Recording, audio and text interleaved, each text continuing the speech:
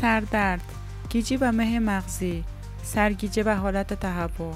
استرس چیست؟ فرق آن با اضطراب چیست؟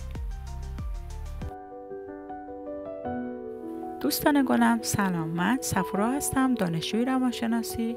توی این ویدیو میخوام راجع به موضوع خیلی مهمی که حداقل 90%مون در طول روز درگیر آن هستیم صحبت کنم. پس تا انتهای ویدیو با من همراه باشید، مطمئنم اطلاعات خیلی مفیدی رو کسب خواهید کرد.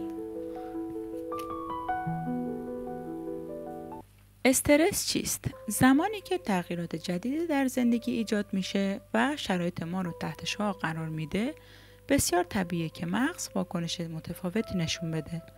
یکی از اهداف اصلی مغز انسان جلوگیری از خطر و حفظ جانشه. بنابراین وقتی در موقعیت خطر قرار میگیره با علائمی همچون بالا رفتن ضربان قلب مواجه میشه تا بدن به فکر راهکاری برای فرار از آن موقعیت بیفته. در واقع میشه گفت استرس همون واکنش طبیعی بدن در برابر شرایط جدیده. از همین رو میتوان فهمید که استرس به خودی خود چیز بدی نیست. اگر اشخاص همیشه آسوده خاطر باشن و در موقعیت‌های حساس هیچ واکنشی نشون ندن، بقای انسان به خطر میافته. استرس طیف وسیعی از علائم عصبی روانی رو در بر میگیره که اصلی ترین نشانه های آن تنش عضلانی، مشکلات خواب، سرگیجه و حالت تهوع، مشکلات گوارشی، عصبانیت، تحریک پذیری، سردرد، تعریق شدید، احساس بیقراری، بالا رفتن ضربان قلب، افزایش یا کاهش اشتها است. اضطراب چیست؟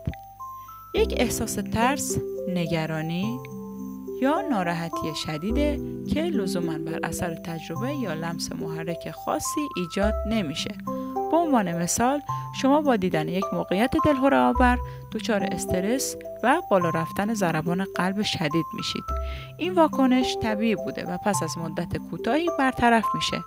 اما در احساس اضطراب، شما پس از گذشت روزها و حتی ماه‌ها همچنان با یادآوری آن خاطره دچار ترس و نگرانی غیر قابل کنترل خواهید شد.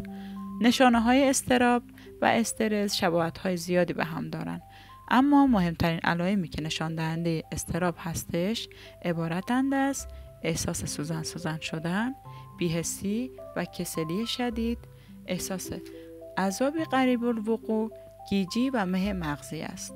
در واقع میشه گفت تفاوت استرس و اضطراب در این است که اضطراب پاسخ بدن به آن استرس است.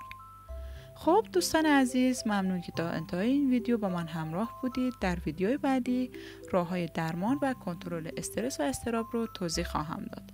پس دکمه سابسکرایب یادتون نره تا از ویدیوی بعدی ما جا نمونید. شاد باشید.